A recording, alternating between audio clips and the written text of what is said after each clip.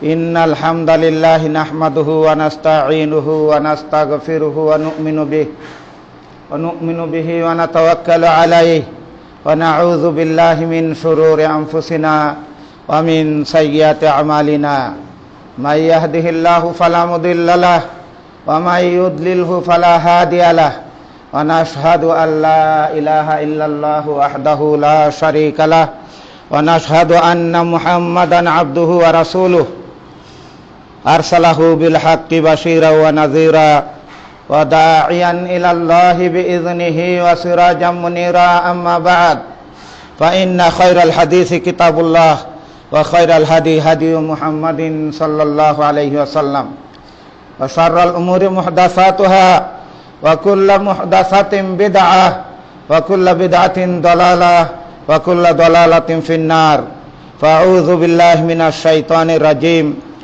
wasbir nafsaka ma'al ladzina yad'una rabbahum bil ghadati wal 'ashiyyi yuriduna wajha wa la ta'du 'ainaka 'anhum al ayah.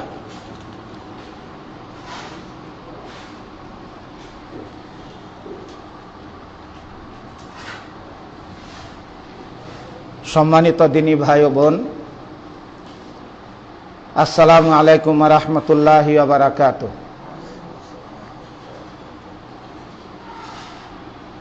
আল্লাহ রাব্বুল আলামিনের দরবারে প্রথমে শুকরিয়া জ্ঞাপন করছি যে তিনি আমাদেরকে একটি দ্বীনি হালাকায়, একটি দ্বীনি মাজলিসে, দ্বীনি আলোচনায় বসার তৌফিক দান করেছেন। আলহামদুলিল্লাহ। বর্তমান যুগে অধিকাংশ মানুষ দিন ছেড়ে দিয়েছে, দুনিয়া নিয়ে ব্যস্ত। নিজের উন্নতি, নিজের সংসারের উন্নতি, নিজের পরিবারের উন্নতি, নিজের দলের উন্নতি, নিজের মাযহাবের উন্নতি, বলতে গেলে প্রকৃত দিন থেকে অনেকেই দূরে সরে গিয়েছেন। আসল দিন থেকে অনেকেই পিছপা হয়েছেন। আল্লাহ রাব্বুল আলামিন আমাদেরকে তৌফিক দিয়েছেন যে আজ এই সন্ধ্যায় আমরা কিছু দ্বীনি আলোচনা করব এবং শুনব। এই জন্য আমরা আজকের এই দ্বীনি মাজলিসে, দ্বীনি হালাকায় আমরা বসেছি। এটা মহামূল্যবান হালাকা। আমরা আসছি পরে এর কত গুরুত্ব আমরা এই নিয়ে আজকে আমরা প্রথম আলোচনা করব। তো মহান রব্বুল আলামিন আমাদেরকে এই হালাকায়, এই মাজলিসে অংশগ্রহণ করার, বসার তৌফিক দান করেছেন। এই জন্য আমরা আবারও শুকরিয়া জ্ঞাপন করি। আলহামদুলিল্লাহ।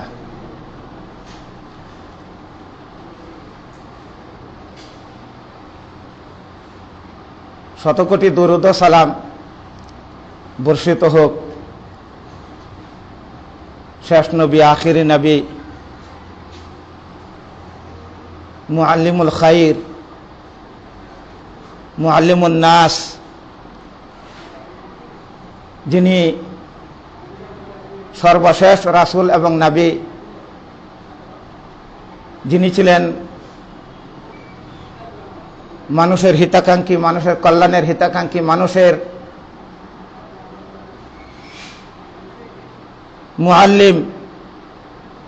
মুআল্লিমুল খাইর, যিনি তার উম্মতের জন্য যা কল্যাণকর তার এতটুকু তিনি ছেড়ে যান নাই।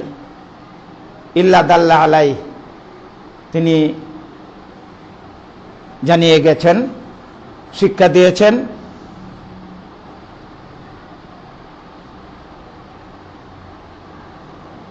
প্রচার প্রসার করে গিয়েছেন।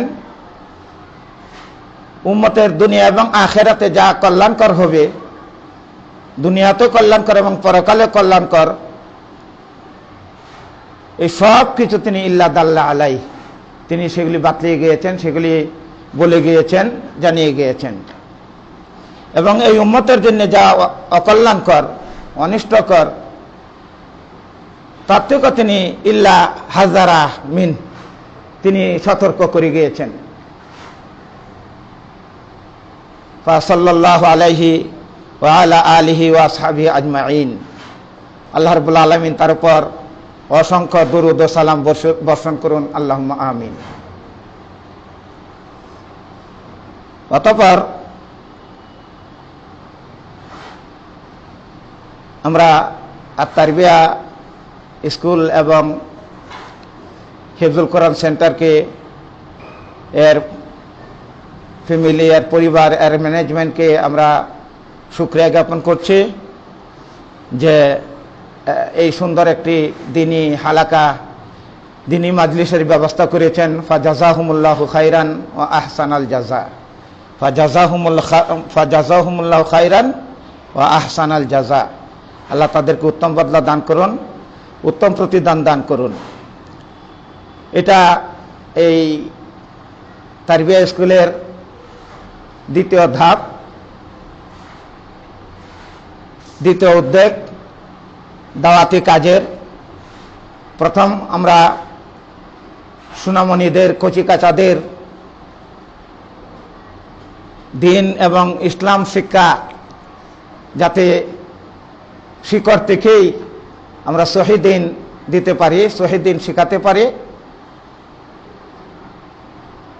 জেনারেল শিক্ষার পাশাপাশি, দুনিয়াবী শিক্ষার পাশাপাশি আমরা মূলত উদ্দেশ্য যে দিন শিখবে, এই সহিহ দিন, সহিহ আকীদা, তারবিয়া অন্য কোনো প্রতিষ্ঠানে খুব কমই পাওয়া যাবে, ইল্লা মাশাআল্লাহ। আল্লাহ যাদেরকে দিয়ে চান তাদেরকে দিয়ে হয়তো সম্ভব, আর না হয় শত শত হাজার হাজার প্রতিষ্ঠান আমরা আমাদের চোখের সামনে, আমাদের আশেপাশে রয়েছে। কিন্তু জেনারেল শিক্ষার পাশাপাশি, দুনিয়াবী শিক্ষার পাশাপাশি দিন শিক্ষা, সহিহ দিন তারবিয়া দেওয়া খুব কমই পাওয়া যায়। এটা ছিল এই তারবিয়া পরিবারের প্রথম পদক্ষেপ। দ্বিতীয় পদক্ষেপ হচ্ছে যে বড়দের মধ্যে, বয়স্কদের মধ্যে, নারী পুরুষ সকলের জন্যেই একটি দাওয়াতি প্রোগ্রাম, দাওয়াতি কাজ চালু করা, যার মাধ্যমে এই বয়সও, বৃদ্ধ বয়সে, বড় হয়েও দিন শিখা যায়, দিন শিখে আমল করা যায়, সহিহ দিন শিক্ষা লাভ করা যায়। এই জন্য আমরা এই দ্বিতীয় ধাপ, এই উদ্যোগ আমরা দিন প্রচারের জন্য এই হালাকার ব্যবস্থা আমরা করেছি। আল্লাহ তাআলা কবুল করুন, আল্লাহ তাআলা আমাদের দিন সহজ করে দেন, এবং যাতে ওয়ালাইকুম সালাম, এই উম্মার উপকার হয়, এই জনগণের উপকার হয়, সেরকম এই দাওয়া আমরা যেন দিতে পারি, সেই প্রচার প্রসার যেন আমরা করতে পারি, সেই তৌফিক আল্লাহ তাআলা আমাদের সকলকে দান করুন, আল্লাহুম্মা আমিন। অবশেষে আপনারা যারা আমাদের এই দাওয়াতে সাড়া দিয়েছেন, আমাদেরকে সহযোগিতা করেছেন, আপনাদেরকেও অশেষ অসংখ্য শুভেচ্ছা, ধন্যবাদ এবং শুকরিয়া জ্ঞাপন করছি। ফাজাজাকুমুল্লাহু খাইরান ওয়া আহসানাল জাযা। আল্লাহ তাআলা আপনাদেরকেও উত্তম বদলা দান করুন, আল্লাহুম্মা আমিন। অতঃপর আমরা আমাদের, যেহেতু এটা শুভ উদ্বোধন বলেন, প্রথম দার্স বলেন, প্রথম হালাকা বলেন, সেই জন্য আমরা আমাদের আজকের হালাকা, আজকের দার্স, আজকের বিষয়বস্তু আমরা বেছে নিয়েছি বাবু ফদলে হিলাকে জিকির।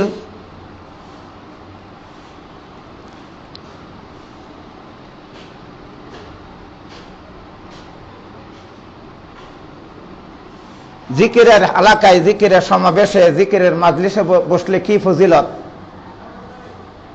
এই নিয়ে আমরা আমাদের আলোচনা শুরু হবে। এই নিয়ে আমরা আজকের হালকা, আজকের দার্স আমরা উপস্থাপন করতে যাচ্ছি।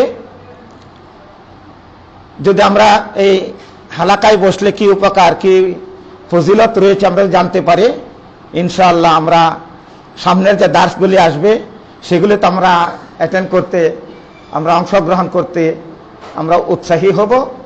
এই জন্য ইমাম নববী রাহিমাহুল্লাহ তিনি কিতাবুল আজকারে একটি বাব নিয়ে এসেছেন, বাবু হেলাকে জিকির। তো আমরা ইমাম নববীর রিয়াজুস সালিহিন থেকেই আমরা এই জিকিরের মাজলিসের কি ফজিলত, কি উপকার রয়েছে, এটা আমরা আজকে আমাদের দার্সে শুনব। এবং স্পেসিফিক যে কয়টা হাদিস আমাদের এই জিকিরের মাজলিসে উপস্থিত হলে ফজিলত রয়েছে সেটা আমাদের পরে আসতেছে। আমরা একটা দার্সে হয়তো শেষ করতে পারবো না, আমাদের দু একটা দার্সের দরকার হবে এবং প্রত্যেকটা দার্সে ইনশাআল্লাহ উপকারী হবে। তাই আমরা দেরি না করে আমাদের দার্স শুরু করতে যাচ্ছি। ইমাম নববী রাহিমাহুল্লাহ সূরাতুল কাহাফের 28 নং আয়াত দিয়ে তিনি এই জিকিরের মাজলিসের হালাকার ফজিলত শুরু করতে যাচ্ছেন। আমরা প্রথমেই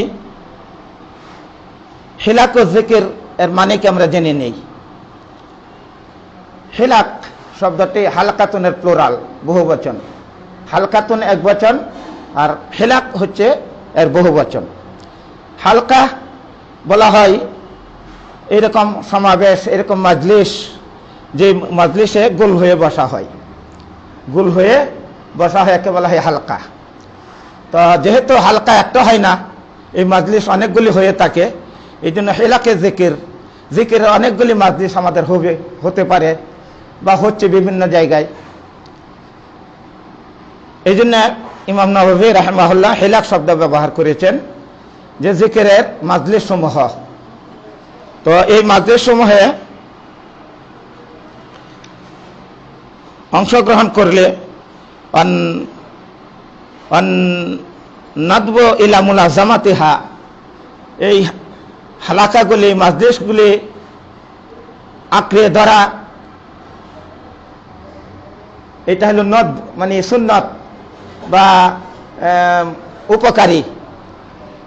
আর কি অন্নাহি আন মুফারিকাতিহা লিগাইরি উযরিন,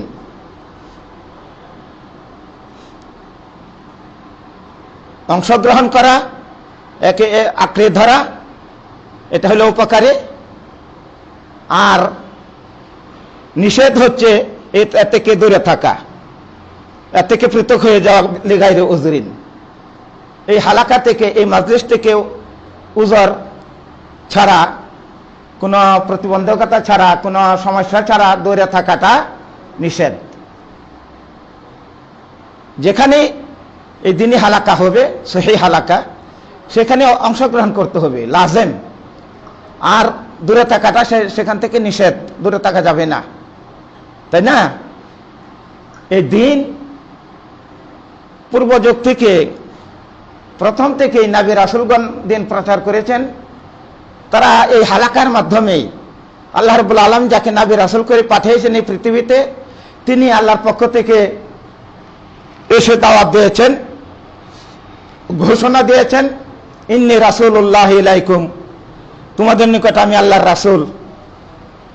যাদেরকে আল্লাহ তৌফিক দিয়েছেন তারা তার ডাকে সাড়া দিয়েছেন, রাসূল হিসাবে গ্রহণ করেছেন, ঈমান আনয়ন করেছেন, তার মুলাজামাত, তার মাজলিসে, তার হালাকায় তারা আসতেন, বসতেন, দিন শিখতেন, দিন মানতেন, তারা ঈমানদার হইতেন, মুমিন হতেন। তারা কিসের মাধ্যমে?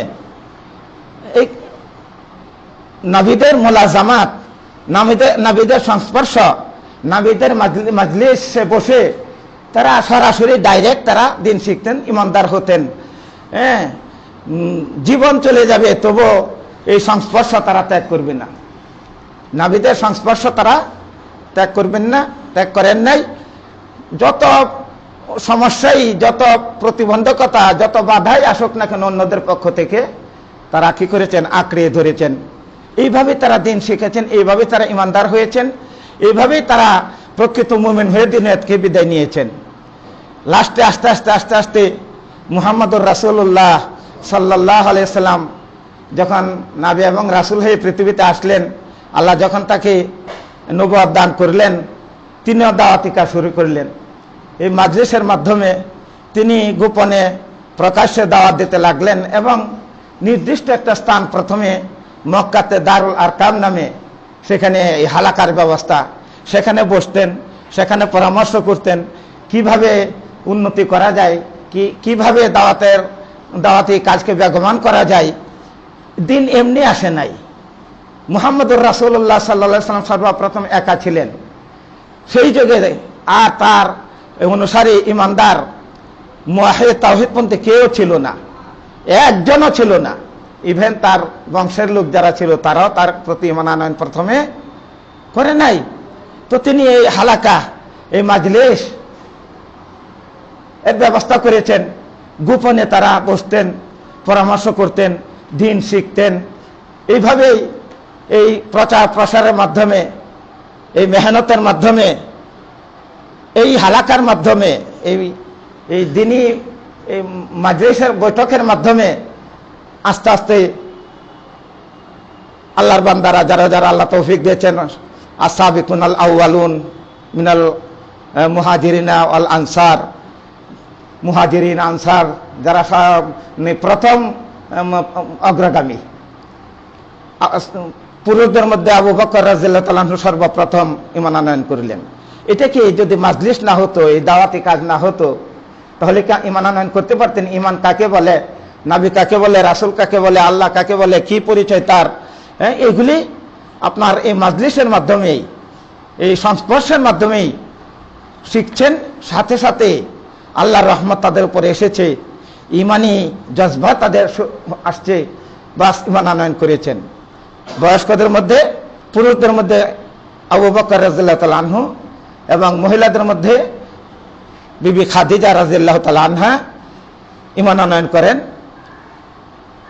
স্বাধীন ছোটদের মধ্যে আলী রাদিয়াল্লাহু তাআলা আনহু, আর গোলামদের মধ্যে যায়েদ বিন হারিসা তিনি ঈমান আনয়ন করেন। এমনিভাবে আস্তে আস্তে আস্তে আস্তে তাদের এই জামাত বড় হতে লাগলো। এই মাজলিসের মাধ্যমে, দিন শিখার মাধ্যমে, দিন মানার মাধ্যমে আপনার বড় হতে লাগলো। সম্মানিত ভাই বোনেরা, ঘরে বসে দিন শিখা যাবে না। ছোটদের জন্য দিন শিখতে হলে, ইলম অর্জন করতে হলে সেরকম পরিবেশে স্কুলে তাদেরকে দিতে হবে, মাদ্রাসায় তাদেরকে দিতে হবে, সেরকম উস্তাদ তাদের জন্য নির্বাচন করতে হবে। তাদেরকে এই আপনার শুরু থেকেই তাদের জন্য দিন শিক্ষার ব্যবস্থা করে নিতে হবে। ঘরে বসে বা অন্য কোনো প্রতিষ্ঠানে যেখানে সহি দিন শিক্ষার ব্যবস্থা নাই, সেখানে আপনার দিলে হবে না।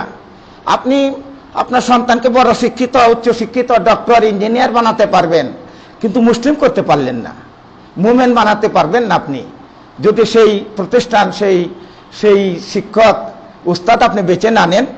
আপনি আপনার সন্তানকে দিন শেখাতে পারবেন না, মুসলিম বানাতে পারবেন না। তাহলে ছোটদের জন্য সেরকম প্রতিষ্ঠান বেছে নিতে হবে। আর যারা বয়স্ক, আমরা যারা হয়ে গেছি বয়স, আমরা দিন পুরাপুরি শিখি নাই।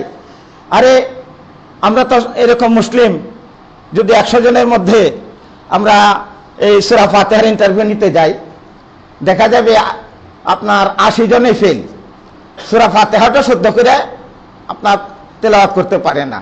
এই তো আমাদের ইসলাম মুসলিমের পরিচিত আমরা এই। আর এটার কারণ হচ্ছে ছোট সময় শিখি নাই, আর বড় হয়ে কোনো মাজলিসে, কোনো বৈঠকে বসে কোনো উস্তাদের কাছে তালকিন নিব, উস্তাদ পড়বেন, আমি শিখবো, উস্তাদের কায়দাগুলি দেখে দেবেন, বলে দেবেন, আর সেভাবে আমি শিখবো। ইন্না লিল্লাহি ওয়া ইন্না ইলাইহি রাজিউন। যদি আপনি কল্পনা করেন সূরাতুল ফাতিহা ছাড়া সালাতই হবে না, সালাত বলবেন তো সালাতে আদায় করেন না, কিসের সূরা ফাতিহা? সালাত আদায় করলে সূরা ফাতিহার গুরুত্ব থাকতো, তাই না? অনেকে তো সালাতে আদায় করে না। যাই হোক, আমরা যেটা বলতে চাচ্ছি, এই হালাকার ব্যবস্থা, এই শিক্ষার ব্যবস্থা বয়স্কদের মধ্যে নাই, বিধায় আপনার 80 জনে ফেল করে বসবে। মুহাম্মদুর রাসূলুল্লাহ সাল্লাল্লাহু আলাইহি ওয়াসাল্লাম যখন দিন প্রচার করতে শুরু করলেন, এই মাজলিসের হালাকার ব্যবস্থা শুরু করলেন, আস্তে আস্তে আস্তে আস্তে মানুষ দিন কাকে বলে, ইসলাম কাকে বলে, ঈমান কাকে বলে, আখিরাত কাকে বলে, তাওহীদ কাকে বলে, এই তাওহীদ, রিসালাত এবং আখিরাত এই নিয়ে তিনি প্রচার শুরু করলেন। সর্বপ্রথম মানুষদেরকে তাওহীদের দাওয়াত, আল্লাহর পরিচয়, তার পরিচয় তিনি কি একক না তার সঙ্গে আরো অংশ আছে না আরো আল্লাহ অনেকজন, এই তাওহীদের দাওয়াত দিয়েছেন। রাসূল কাকে বলে, রাসূলকে আল্লাহ কেন প্রেরণ করেছেন, তার দায়িত্ব কি, তার প্রতি মনোনয়ন করতে হবে, তার আনুগত্য করতে হবে, তার অনুসরণ করতে হবে, শিক্ষা দিতে শুরু করলেন। শিক্ষা দিতে শুরু করলেন এই দুনিয়ায় শেষ নয়, সকলকে মৃত্যুবরণ করতে হবে এবং মৃত্যুর পরে তার আবার আরেকটি জগৎ রয়েছে, পরকাল রয়েছে, পরকাল রয়েছে।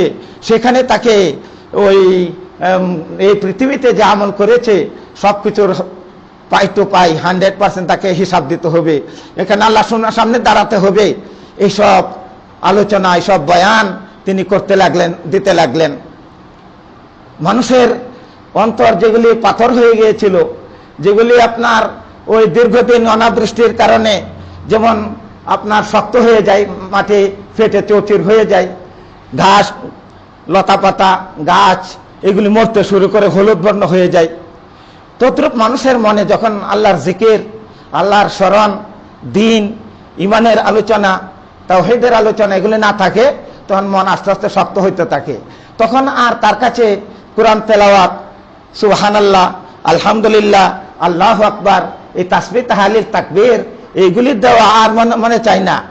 ওর মনে চাইবে শুধু এই মোবাইলের কোনটার পরে কোনটা দেখবে, ফেসবুক দেখবে না ইউটিউব দেখবে, কোনটা আসতেছে এরপরে নাকি খেলা আসতেছে, ওর ওইগুলি ভালো লাগবে, ওইগুলি দেখতে তার মনে চাইবে। সময়, অধিকাংশ সময় সে ওখানেই ব্যয় করে ফেলবে।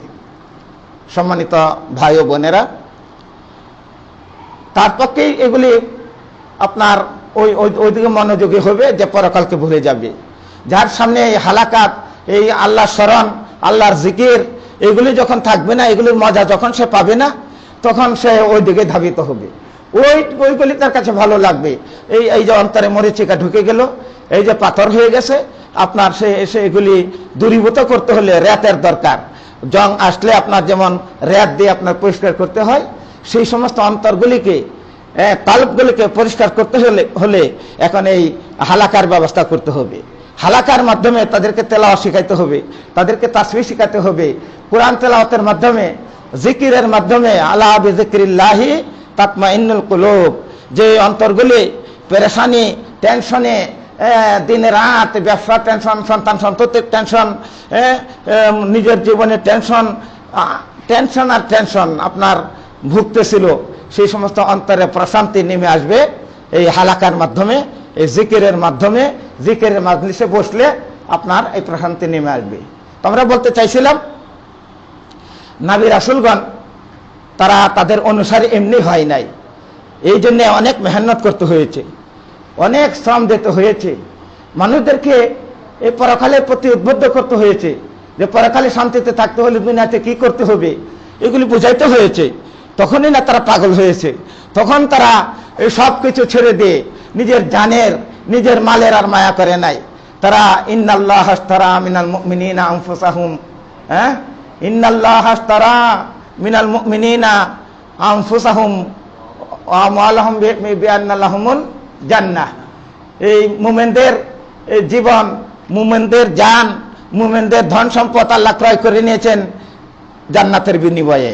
জান্নাতের বিনিময়ে ক্রয় করেছেন রহমান। মুমিনদের জান, মান, প্রাণ, জান, মাল, প্রাণ ক্রয় করে নিয়েছেন মহান রহমান।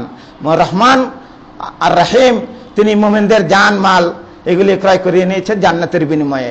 যখন আল্লাহ রাব্বুল আলামিন ঘোষণা করে দিলেন, ইন্নাল্লাহ আশতারা মিনাল মুমিনিনা আনফুসাহুম ওয়া আমওয়ালাহুম বিআন্না লাহুমুল জান্নাহ, হে ইমানদাররা, ইয়া আইয়ুহাল্লাযিনা আমানু, নাকি ইন্নাল্লাহ আশতারা মিনাল মুমিনিনা আনফুসাহুম ওয়া আমওয়ালাহুম বিআন্না লাহুমুল জান্নাহ। সূরা তাওবাতে আল্লাহ বলেন, নিশ্চয় নিশ্চয় দিয়ে আল্লাহ তাআলা বলছেন, আল্লাহ রাব্বুল আলামিন ক্রয় করে নিয়েছেন, হ্যাঁ, মুমিনদের জান এবং মালের পরিবর্তে, হ্যাঁ, মুমিনদের জান এবং মালের পরিবর্তে কি দিবেন তাদেরকে?